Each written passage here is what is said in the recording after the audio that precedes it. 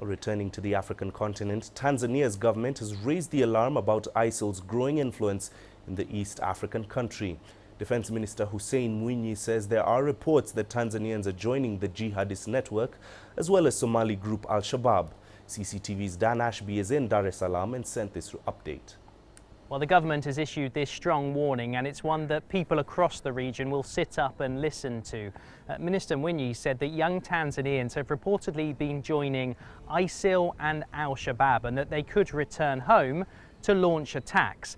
He listed a number of incidents over the past few years which were of concern, including the famous Amboni Caves attack, where the military had to be called in to fight off the gunmen.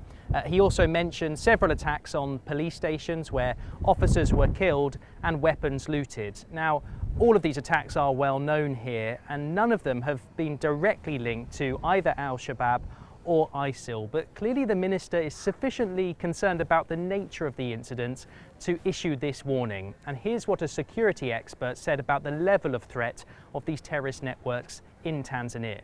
There's been a number of incidents over the past couple of years that some people have thought might involve Islamist extremists of one sort or another, but as far as we know, those are both criminal activities. We think probably the threat at the moment is not that high from Al-Shabaab or ISIS. I think in any Muslim country where there is areas of poverty and deprivation, there's always a risk that there will be an outlet for extremist movements of various sorts. So he's absolutely correct to be cautious. So the minister is sufficiently concerned. There were reports last year of 10 people being arrested for being part of Al-Shabaab here in Tanzania.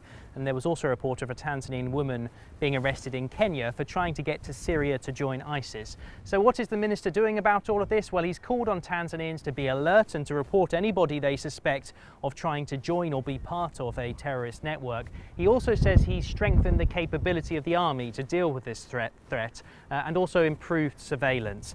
The threat here, though, is much smaller when you compare it to that of Somalia, for instance, but the government here is taking no chances whatsoever, and it says it is doing everything in its power to make sure these terrorist networks do not expand into its territory. Dan Ashby, CCTV in Tanzania.